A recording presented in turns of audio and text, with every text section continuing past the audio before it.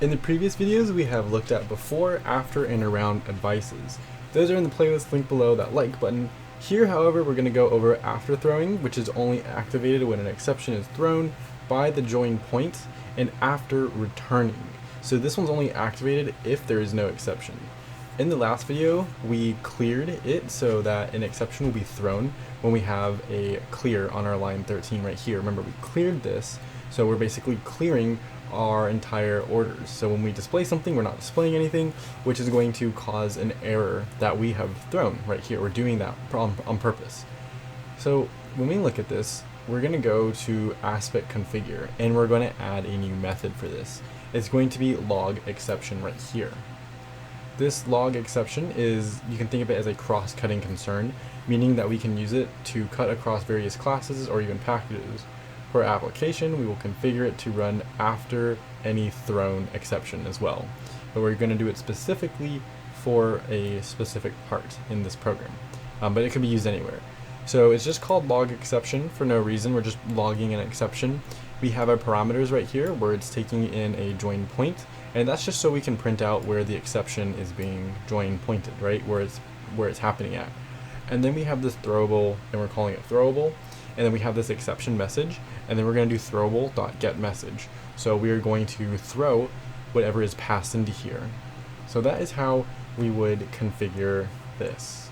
Now to implement this, we're going to go into our XML file, and we're going to add an after throwing. It's very similar to what we've done previously. We might have to import something, I believe, possibly in our right here in our dependencies. I don't think so, but we might have to. I think I got an error when I first wrote this out, so if there's something with that, that's why. We have this after throwing point cut. We're just placing where it is. It's going to be in our order because we've coded it in our, well, not in our order actually, we've coded it in our aspect configuration right here. But this after throwing, this execution right here, we're going, if we look at our project, we're going into our AOP device. So in our AOP devices .order, this class right here, we're going to be inside of it, and we want to get anything inside of here, and then we're going to pass in our throwable and log exception right here. We can see that inside of here, in this if right here, we throw a new illegal state expression. So this is what we're going to be throwing inside of this part right here. This is for our throwing. Now if we run this, it's going to get something like this. So let's go through it. First we're going to clear this, and then we're going to have myOrder.display our order items, so we're going to want to display this. Now the first thing that we're going to do is print our logo, and we've done this previously. We know since we're doing an around right here, we're always going to print the logo first because we have this execution right here, and this is an around, so if it's an around, the logo is going to print before and after. However, for our print logo, we know it's in our my aspect configuration. We're going into our display order of items here because this is what's going to happen after it. But the first thing is this print logo. So we go into my aspect configuration here. We have our print logo should be up here. And instead of our print logo, we're printing our logo. That's what this logo part is for right here. We are going to have a join proceed right here. So we're going to print out the number of items in our order. It's going to be 0 from here.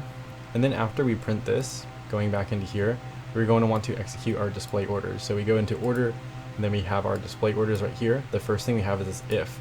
So if it's empty, we're going to throw an exception, which we're doing right here. So that's the next thing that we're doing. We're going to be throwing an exception. But before we just write out this exception, we're going to actually catch it first. And the reason why we catch it is because we have this XML file, we have this after throwing.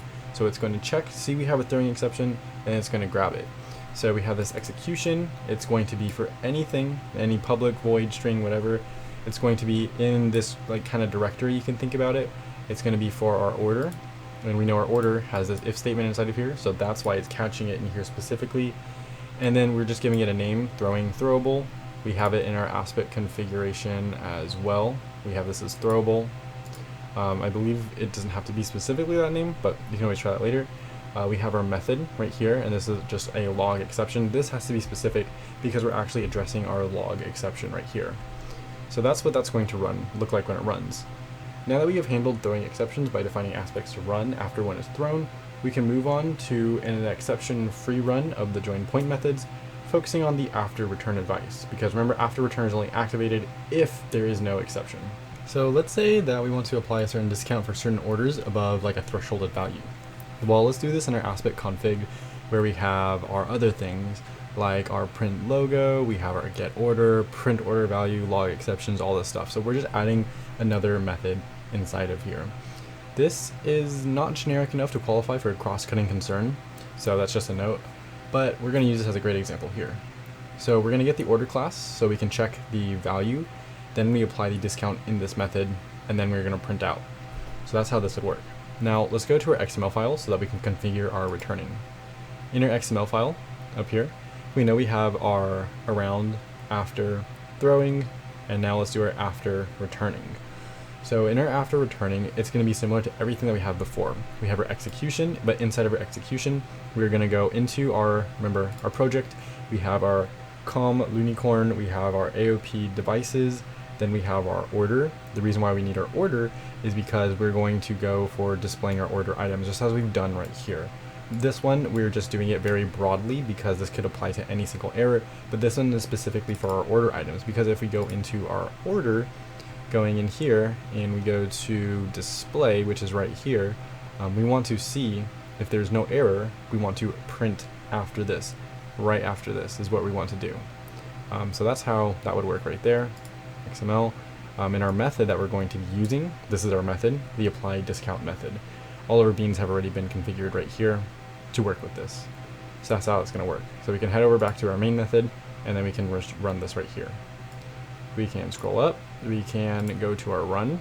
I guess that pushed that down. But in our run, it's just like everything that we've had previously. We're just telling now we would print out our order total. After the order total, we're going to print our order value. And then after this, we're going to say, well, we've applied for a discount. So let's apply that discount, let's print it, and that's how that would work. And that is from our XML file implementing this returning point cut.